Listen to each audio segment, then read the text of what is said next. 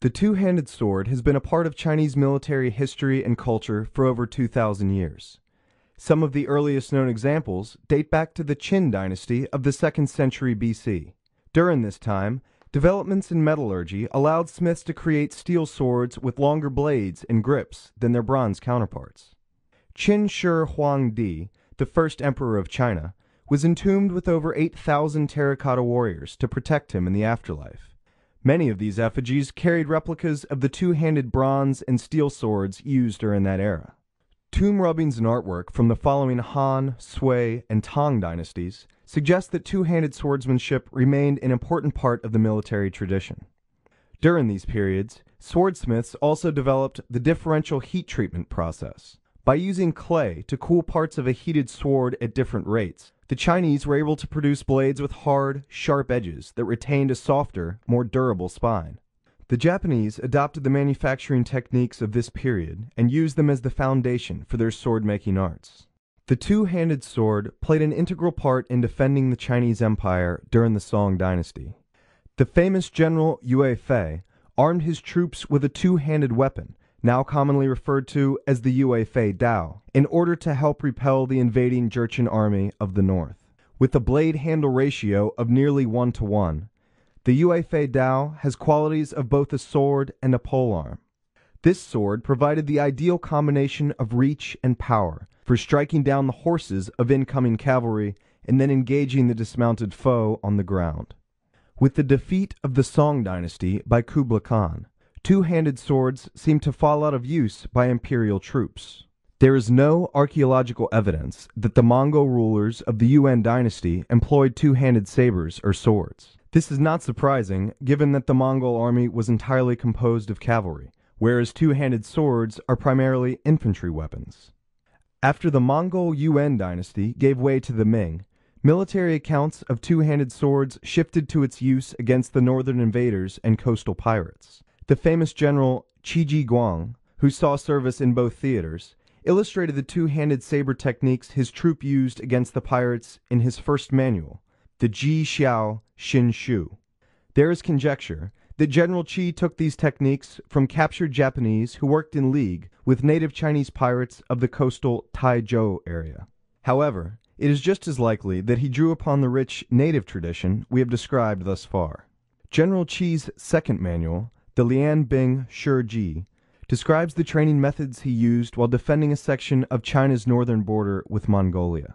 The manual describes units armed with the Chang Dao, a long two-handed saber similar to the Jan Ma Dao, used to deal with incoming Mongol cavalry charges.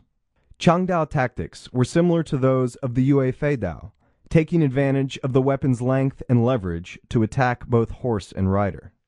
During the Qing dynasty, the Manchu rulers, as recent foreign invaders themselves, relegated the two-handed sword to the non-Manchu portions of their military.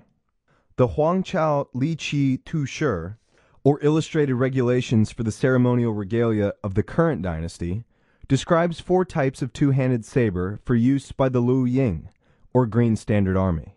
Among these 4, the basic model of the Green Standard was the Jan Ma Dao, with a blade 3.4 Chinese feet in length and a handle measuring 1.3 feet. The two-handed sword was an active part of the Chinese military as late as 1945, when nationalist troops carried large Miao Dao and Da Dao into battle during the Second Sino-Japanese War. Well-known regiments like the Da Dao Dui, or Big Blade Troop, used their swordsmanship in the trenches to protect key areas of the Great Wall during the Japanese invasion.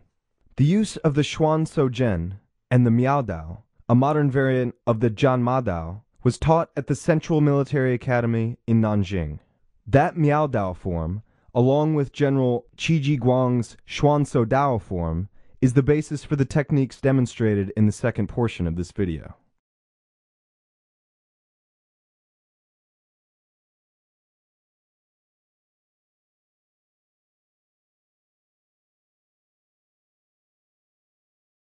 Beng Tiao and Kan are 2 basic cuts that typify the powerful, aggressive style of combat associated with a two-handed sword. In this sequence, the upward beating Beng Tiao movement deflects an incoming blade off target, creating the opening for a powerful downward kan cut.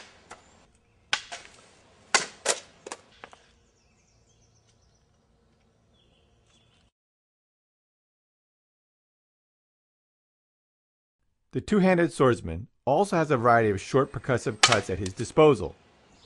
Here, I initiate an exchange with a long energy thrust or tse. After deflecting the counter thrust with a circular beating movement, I deliver short energy P cuts to my opponent's arm and then his neck.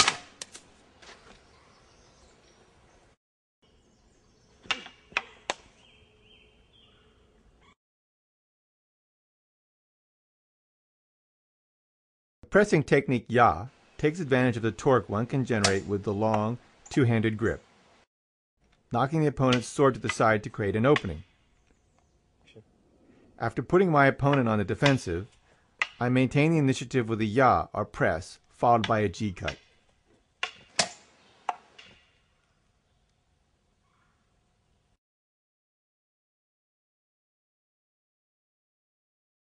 The power and stability of the two-handed grip makes it ideal for intercepting movements that preempt an opponent's attack.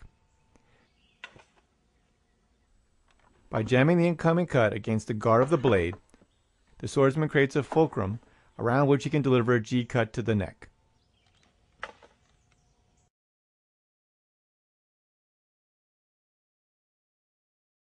Hung Pi combines the cutting and leveraging abilities of the two-handed sword, disrupting the opponent's structure as it cuts. In this sequence, I step off the line of an incoming attack, voiding it and creating an opening for the Hung Pi cut.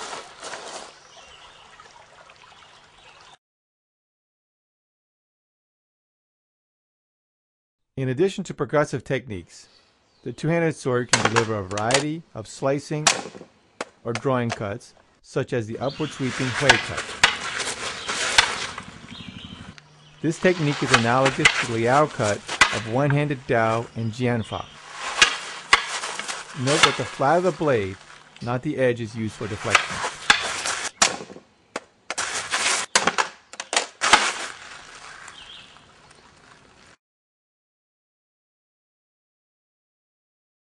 The two-handed sword can also be used with a reverse grip.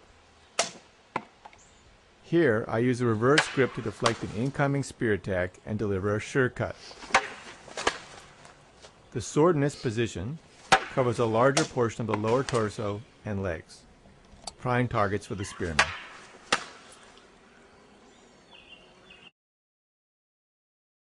Two-handed swordsmanship was a vital part of the Chinese military arts for over 2,000 years. Its arsenal includes short and long energy techniques that are effective against a variety of different weapons and attacks. The recent resurgence of historical swordsmanship has helped ensure that this art will be preserved for generations to come.